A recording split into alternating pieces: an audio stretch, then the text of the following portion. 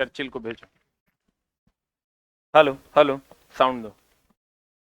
अम्ल, क्षार और लवण।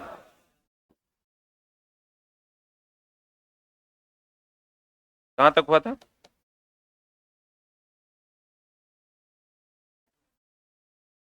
पीएच स्केल ना। देखो चला, इसका हम तुमको शॉर्टकट बता देते हैं कि क्या मामला है। पीएच स्केल से खाली यही ना पता चलता है कि कौन अम्लीय है और कौन क्षारीय है ना। अब ध्यान से देखो, 7 से कम है अम्लीय है, 7 से ज्यादा है क्षारीय है ना। तो क्षारीयता को दर्शाने के लिए किसको दर्शाया जाता है? OH minus. और अम्लीयता को दर्शाने के लिए H प्लस, है ना। अब मामला क्या है दोस्त मेरे, पीएच बराबर फॉर्मूला होता है -log H plus two the base 10। अब POH बराबर होता है -log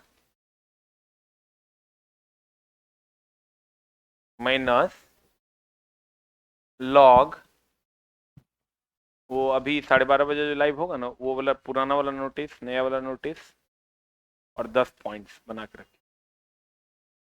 OH minus two the base 10। अब मामला क्या है कि अगर H प्लस का मान पीएच से अम्लीयता का पता चलता है, पीओएच से OH है तो क्षारीयता का पता चलेगा। पीएच से अम्लीयता का, पीओएच से क्षारीयता। अगर H प्लस का मान 10⁻⁻⁴ है तो पीएच का मान अगर आप निकालिएगा तो -log H प्लस का मान कितना? 10⁻⁻⁴ टू द बेस 10।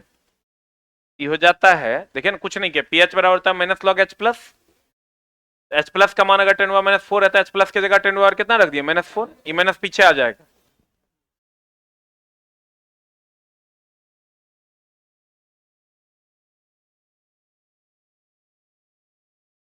ये माइनस आ जाएगा पीछे। ये माइनस माइनस कितना? Plus. I log 10 to the base 10 तो 1 होता है। ये हो जाएगा कितना? 4। ये हो जाएगा 1। आई माइनस माइनस प्लस 4 हो जाएगा। इससे ये पता चलता है कि अगर H प्लस का मान 10⁻⁻⁴ होगा तो पीएच का मान कितना हो जाएगा? अगर H प्लस का मान 10⁻⁴ है तो पीएच का मान कितना हो जाएगा? 4। उसी तरीके से अगर OH माइनस का मान 10⁻⁸ है तो POH का मान कितना हो जाएगा? 8।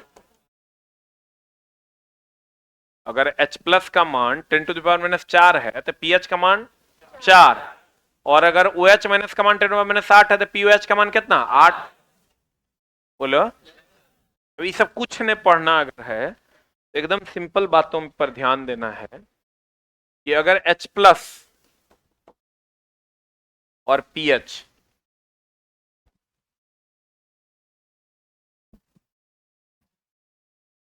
अगर H प्लस का मान 10⁻⁴ है तो कितना हो जाएगा? 4। 10⁻3 है, 10⁻2 है, 10⁻1 है।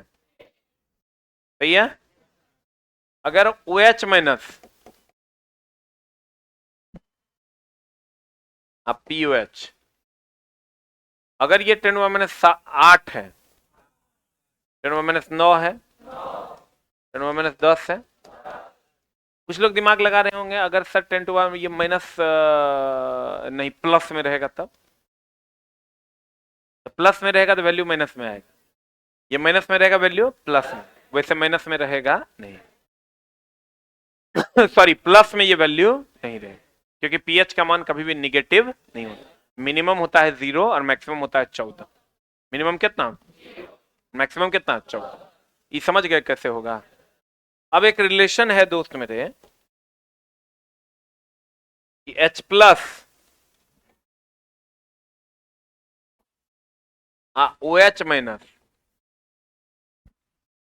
बराबर होता है 10⁻⁻14। H प्लस और OH माइनस बराबर होता है 10⁻⁻14। अब पीएच प्लस POH बराबर होता है 14। ठीक है। H plus O H minus बराबर 10 टू पावर माइनस 14। अब p H plus p O H बराबर 14। ठीक है। अब देखो H plus p H O H minus p O H.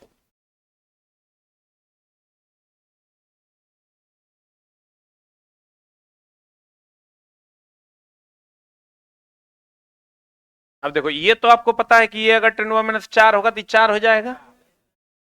अगर ये 4 होगा तो पीएच और पीओएच बराबर 14 होता है। अगर ये 4 होगा तो ई दोनों को मिला के 14 होना चाहिए, तो इसका मतलब ये 10 होगा। ईदू को फॉर्मूला होता है। अगर ये 10 होगा इसका मतलब ये 10 माइनस 10 होगा।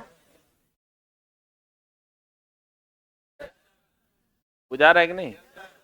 जरा नहीं बुझा रहा है, आज भर के क्लास का वेट करो, पहला चैप्टर से स्टार्ट करेंगे, वहां से बुझाएगा, क्योंकि हम बीच से ही उठा के पढ़ा रहे हैं।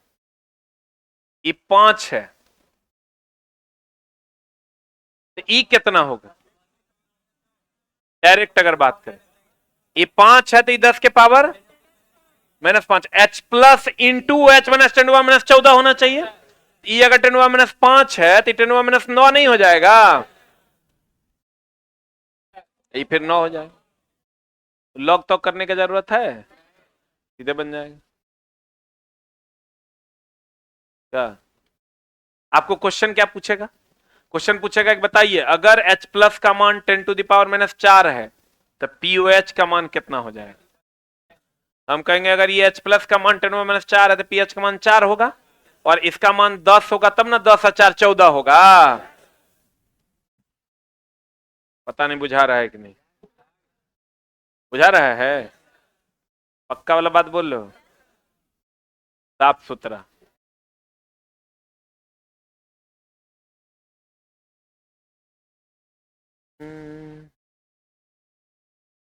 अब एक बात बताओ, जो H प्लस देगा वो अम्लीय की क्षारीय?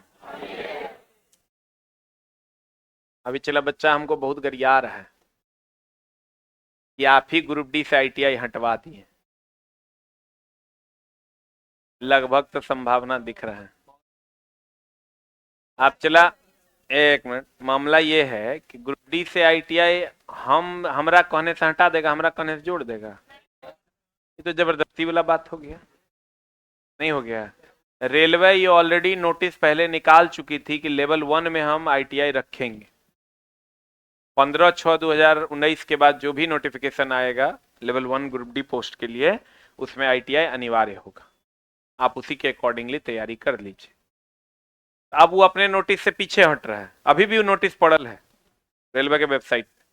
अब वो अपने ही नोटिस से पीछे हट रहा है, अपने ही नोटिस से पीछे हट रहा है, तो कर अब कोई जवाब है? रेल मिनिस्टर हैं हमको सीधे कहता है तुम जो है ना कोर्स बेचो, खाली तुम ही आईटीआई हटवाया है।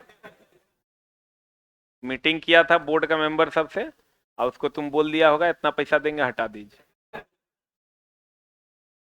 जितना नहीं बोलना चाहिए उससे ज्यादा बोलता है।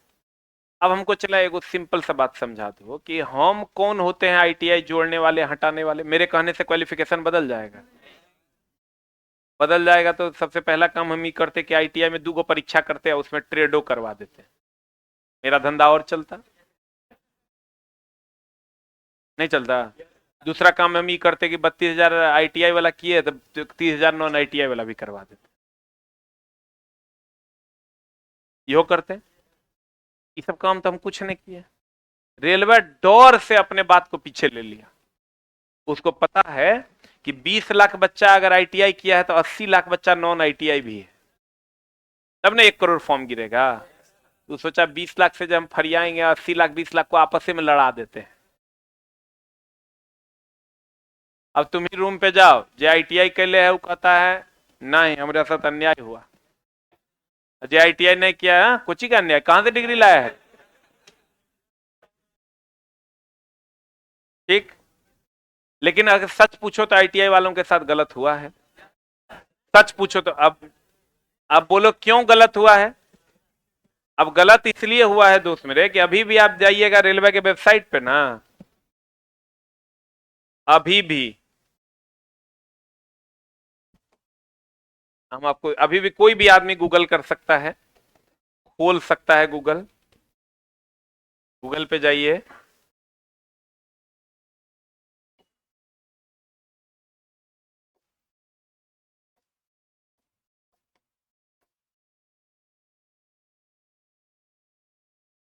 एनआर रेलवे को गूगल कीजिए, नॉर्दर्न रेलवे को, नहीं, सीआर,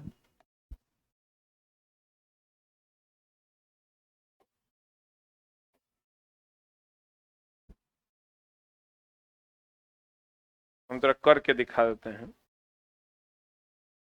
हम भूल रहे हैं एनआर पे है कि सीआर पे।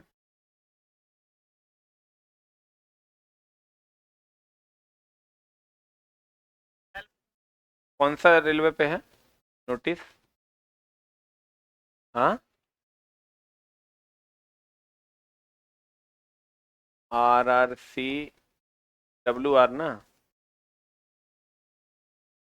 देखो अभी भी ये नोटिस पड़ा हुआ है, इंग्लिश का जानकार है तो पढ़ लो। 18-19 में, 18 में भी वैकेंसी आया, 19 में भी, उसमें खूब हंगामा हुआ कि आईटीआई नहीं होना चाहिए, नहीं होना चाहिए, नहीं होना चाहिए, तो रेलवे ने ये बात को वापस ले लिया, लेकिन लिख दिया the one time exemption generated by Indian railway in employment notice number 18 और 19, एक बार के लिए हम एग्जाम्प्ट कर रहे हैं कि आईटीआई को भी ड्रॉ कर रहे हैं, एक बार के लिए लिख दिया, द वन टाइम, एक बार, अब नहीं करेंगे। फिर लिखता है the minimum educational qualification for all future recruitment to be notified 15/6 after 15/6/2019, 15/6/2019 के बाद लेवल 1 की जो भी वैकेंसियां आएंगी उसमें यहां लिख दिया, देखो 10th पास प्लस आईटीआई अनिवार्य होगा। फिर नीचे नोट करके लिखा ऑल एस्पायरिंग, मतलब जो भी लोग इसकी तैयारी कर रहे हैं लेवल 1 की, कैंडिडेट में please note the above and prepare accordingly. आप इसको नोट कर लीजिए कि आगे लेवल 1 की वैकेंसी में 10 प्लस आईटीआई होगा और इसी के हिसाब से आप प्रिपेयर होइए। ये रेलवे भर्ती बोर्ड का कहना था और ये नोटिस 2019 का है। उसके बाद बच्चों ने आईटीआई करना शुरू कर दिया, आईटीआई में सबका 20,000, 25,000, 30,000 रुपया लग गया। अब रेलवे को लगा कहीं उस बार वाला फिर हो गया, तब फिर हंगामा हो गया, 80 लाख बच्चा हंगामा करेगा, इधर 20 लाख बच्चा है, तो नहीं, सबको हम लोग अलाउ कर देते। अब रेलवे ने फाइनली डिसीजन लिया और नया नोटिस निकाला, नया नोटिस वो लोग इंटरनली निकाला है। अब क्या होगा वो तो नोटिस आने के बाद पता चलेगा, चीजें आएंगी तो। हाँ, अब एक बात बता चला, ये 18-19 का नोटिस है, तब कोई भी, हम ही टीचर हैं या तुम छात्र है, केकर बात मानेगा? नोटिस के बात न मानेगा, हम भी वही बात माने, तुम भी वही बात मान। अब रेलवे अपने बात पे पीछे हट जाएगा, इसमें एसके झा कौन गलती है? हम चला थोड़ा मजबूर करते हैं कि मेरे पास आके पढ़ो, केकरा जबरदस्ती एडमिशन लिए, केकरा जबरदस्ती अगर पैसा तो छीन लिए हैं तो बताओ, जबरदस्ती एडमिशन लिए हैं तो बताओ। ऑनलाइन में केकरा हम कहते हैं कि नहीं जाओ गूगल पे फोन पे मार के एडमिशन लेवे करो हमरा में, तो यो कल 18 लाख का एडमिशन हुआ है, गालियों देता है, पगला उला है कि इसमें हम क्या करेंगे? What can I do? हम क्या कर सकते हैं बताओ, चला हमारे हाथ में है रेलवे। अच्छा हम किधर खड़े हो जाए? इधर आईटीआई वाला कहता है ए मास्टर तुम ठीक आदमी नहीं है, तो जब इधर खड़े हो जाएंगे तो उधर उधर उधर वाला कहेगा ए मास्टर 80 लाख। फिर इधर आएंगे, कहे रे मास्टर सब दिन आईटीआई पढ़ाता है, आज हमारा दूर चल गया। अरे भाई हमारा हाथ में थोड़े है। कहता है देखिए अब ठीक हुआ इसके झको, पहले तो 20 लाख बच्चा था, अब 1 करोड़ हो गया, 1 करोड़ हो गया, अब एडमिशन ज्यादा होगा, अब तो हर बोरा भरेगा रे इसके झा सीधा। बाप रे बाप, चल तुम ही सोच के देखो न, चला इसमें मेरी क्या गलती है? कुछ कुछ टीचर जो टंटा पूछे वो सब कहता है यही 2-3 गो जो बड़का बड़का मास्टर है ना यही सब करवाया है। पैसा दे के करवाया है। अब हमारे इतना औकात हो गया कि आरआरबी में हमारे पैसों चलने लगा है। फालतू वाला बात करता है। ओ एच माइनस होगा तो क्या होगा, क्षारीय। तो देखो अगर H प्लस बराबर होगा वो H माइनस के, दोनों अगर बराबर हो जाएगा तो उदासीन। और अगर H प्लस का मान बड़ा हुआ, वो H माइनस का मान छोटा हुआ, क्या होगा, अम्लीय। और अगर H प्लस का मान वो H माइनस बड़ा हो गया, क्या हो जाएगा, क्षारीय हो जाएगा। और दोनों बराबर हो जाएगा तो क्या हो जाएगा, उदासीन। क्लियर। H प्लस ज्यादा, वो H माइनस ज्यादा, अब दोनों बराबर, उदासीन ना। चलिए चलते हैं हम लोग आगे।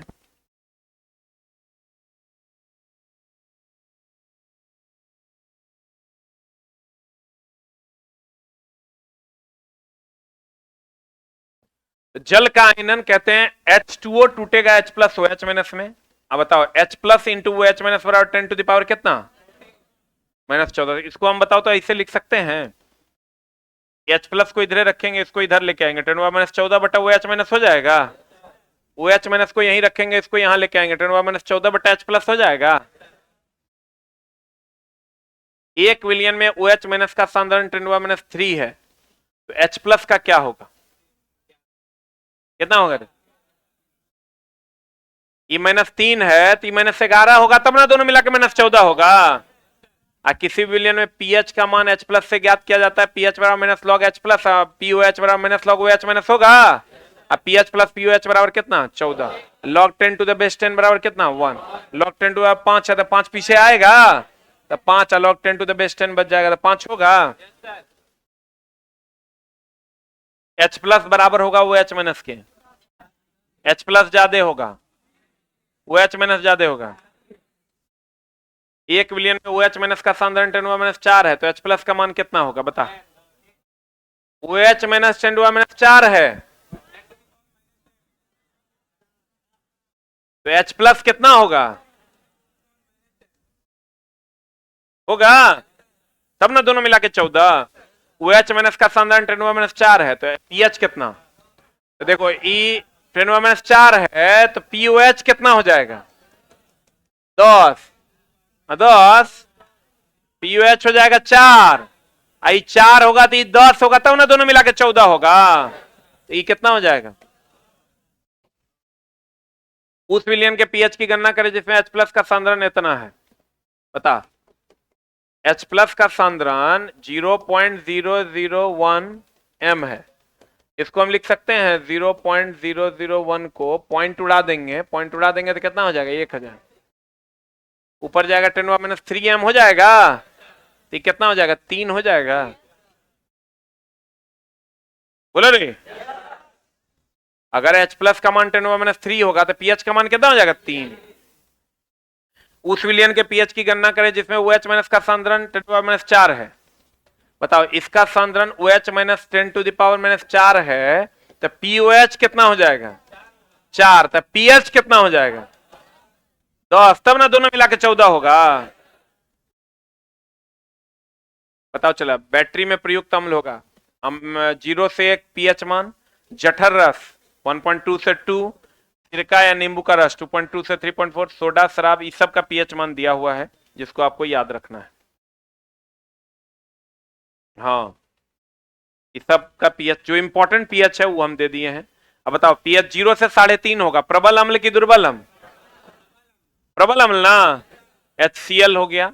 HCl का पीएच मान कितना होता है, 0। ये प्रबल अम्ल होगा, 0 से 3.5 है, तो प्रबल अम्ल होगा कि दुर्बल अम्ल होगा, 3.5 से 7 दुर्बल अम्ल ना, 7 होगा।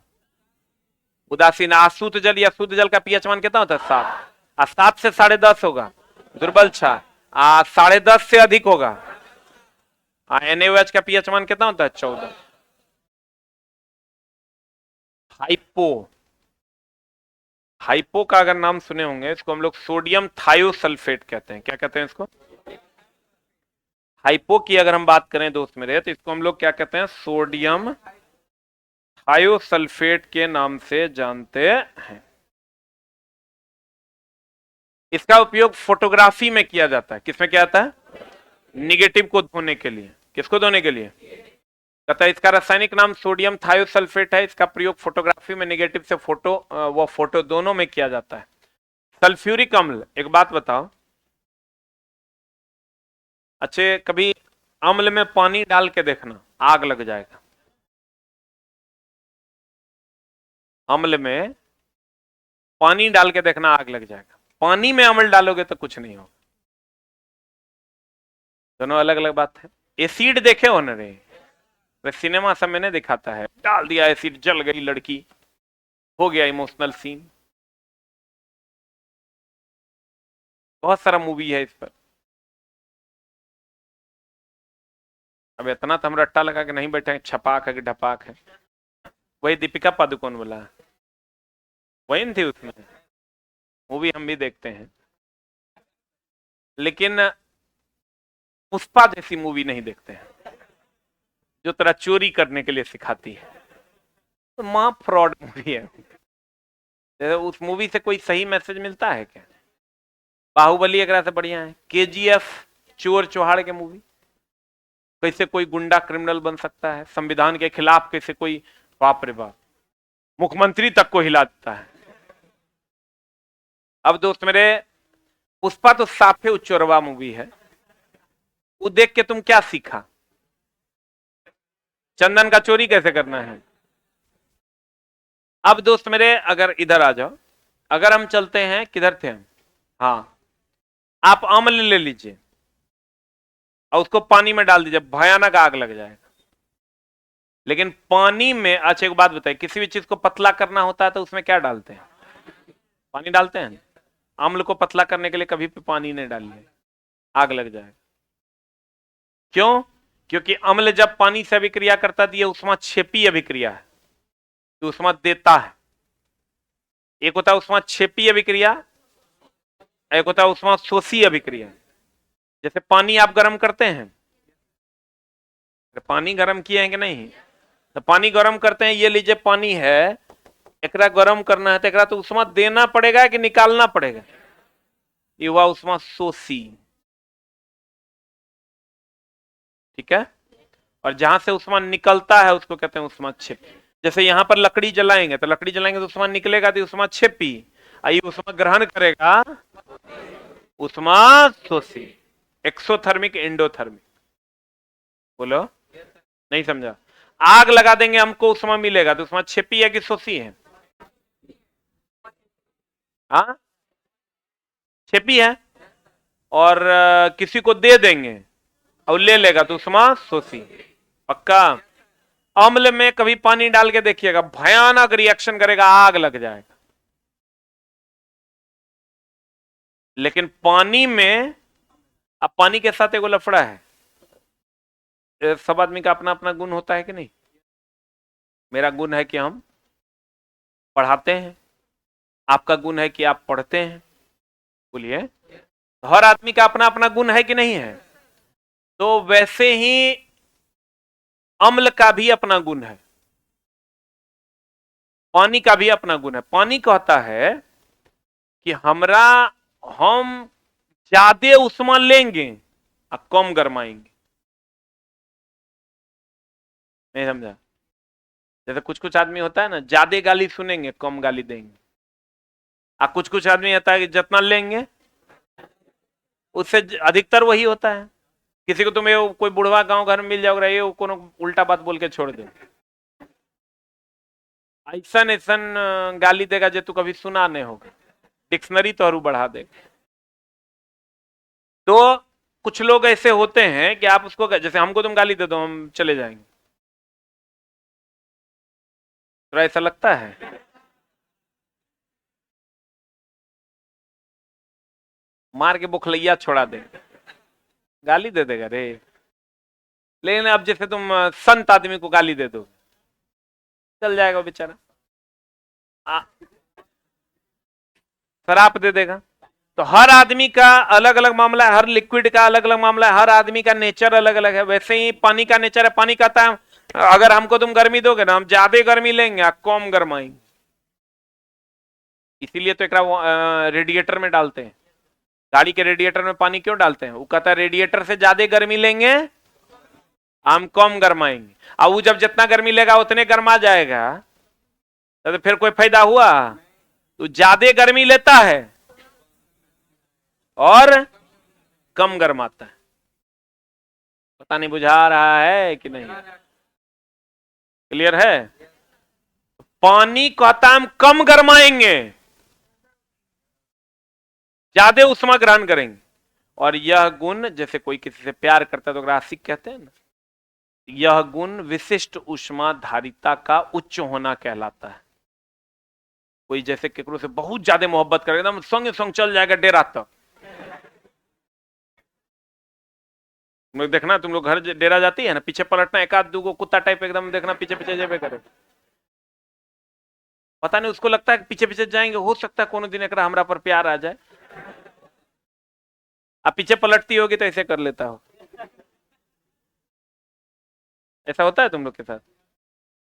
नहीं होता है? तुम लोग के साथ ऐसा नहीं होता है? एकदम होता है। अगर होता है ना तो हमरा तनी खाली बता देना, फिर हम छुछनरई जो है वो निकाल देंगे। अब मामला ये है दोस्त मेरे कि अगर पानी कहता है हम अधिक उष्मा लेंगे कम गर्माएंगे, हमको अम्ल को पतला करना है। अम्ल को, जो नए बच्चे हैं वो भी पढ़िए, एक क्लास हमको लगता है और लग जाएगा एसिड बेस सॉल्ट में। अम्ल को पतला करना है। ये अम्ल है, हम जानते हैं किसी भी चीज को पतला करने के लिए उसमें क्या मिला देते हैं? पानी। पानी मिला दिए, आग लग जाएगा। लेकिन अगर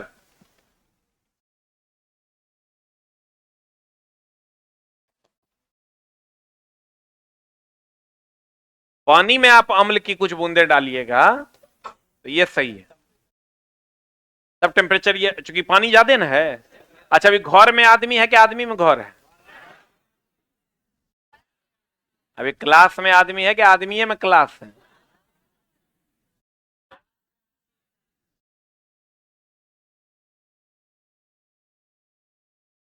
अरे अभी हम लोग क्या कहेंगे, इस क्लास में आदमी, औरत और लोग बैठे हैं। अब तू बच्चा है गए, बैठे हैं, बोलो। कहने का मतलब यह हुआ कि पानी में अम्ल डालें कि अम्ल में पानी डालें? अच्छा एक बात बताओ, ज्यादा में कम कि कम में ज्यादा? क्लास बड़ा है, आदमी कम है, तो ज्यादा में कम। पानी में अम्ल डालें कि अम्ल में पानी डालें? एसिड रखा हुआ पानी डालोगे भयानक आग लग जाएगा, तो पानी रखा हुआ में एसिड डाल दो, एसिड पतला हो जाएगा। वो लोग ऐसा काहे करते हैं? ऐसा प्रैक्टिकली करके देखा गया है कि सही है, इसमें आग नहीं लगता, इसमें आग लगता है, इसीलिए करते हैं। क्लियर? अब तुम कहेगा सर एक बूंद अम्ल लेंगे, एक बाल्टी पानी लेंगे, कोई केकरो में डालो कोई फर्क नहीं पड़ेगा।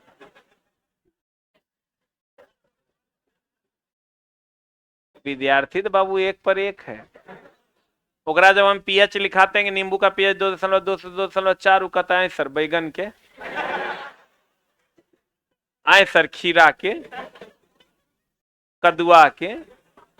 अरे पगला, जो यूजफुल है वही पूछेगा, उतना तो हमरो नहीं याद है। हम थोड़े सबके रट्टा मार के बैठे। कहता सल्फ्यूरिक अम्ल को तनु बनाने के लिए पानी में अम्ल की अम्ल में पानी?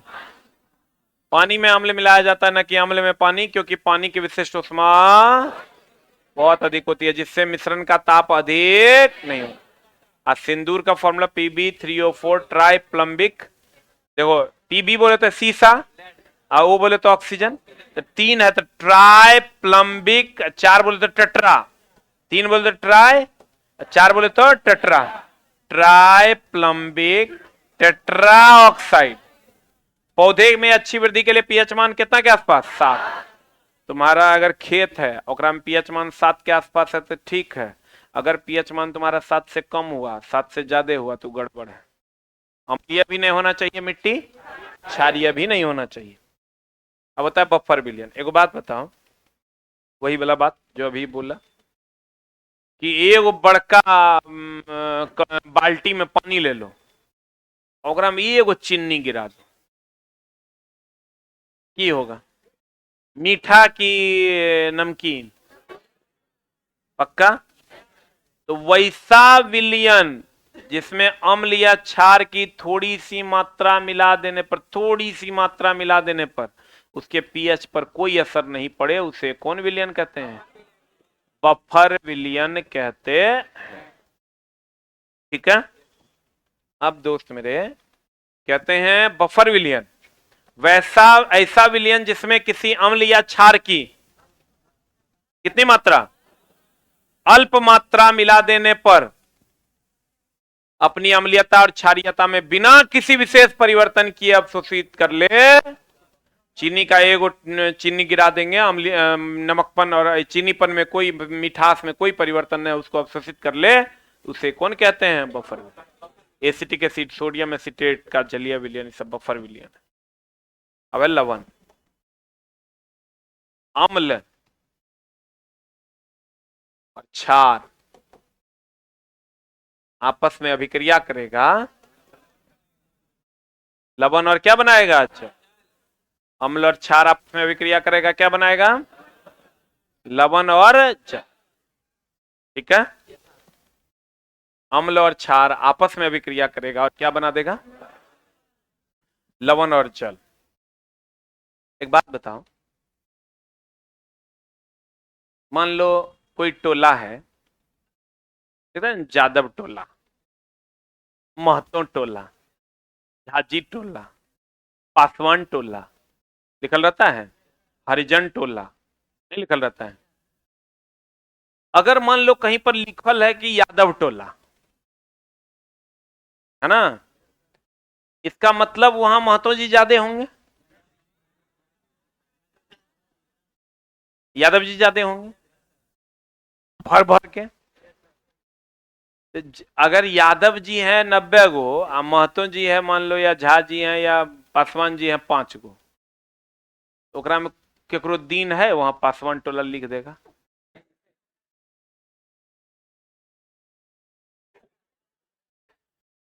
लिखेगा तो न तो बोर्ड रहेगा और न वो लिखने और लिखवाने वाला रहेगा। कहीं पर अगर 190 गो पासवान जी हैं, 5 गो जो है यादव जी हैं,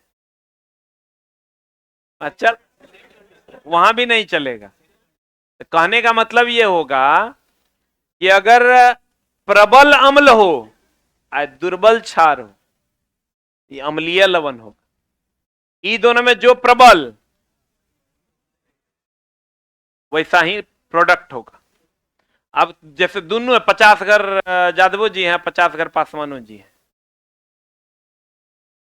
तो वहां गांव के नाम सीतापुर रखा जाएगा, रामपुर रखा जाएगा, का जी, भरतपुर रखा जाएगा, नहीं, तो हम कहते हैं सामान्य गांव। अब वही जब दोनों प्रबल होगा तो उसको कहते हैं सामान्य लवण। ई प्रबल,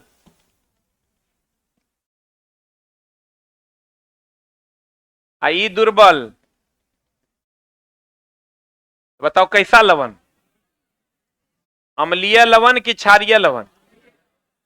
अम्लीय लवण होगा तो पीएच मान 7 से कम कि 7 से ज्यादा?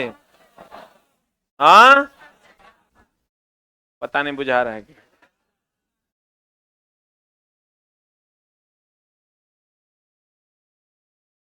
दुर्बल क्षार है,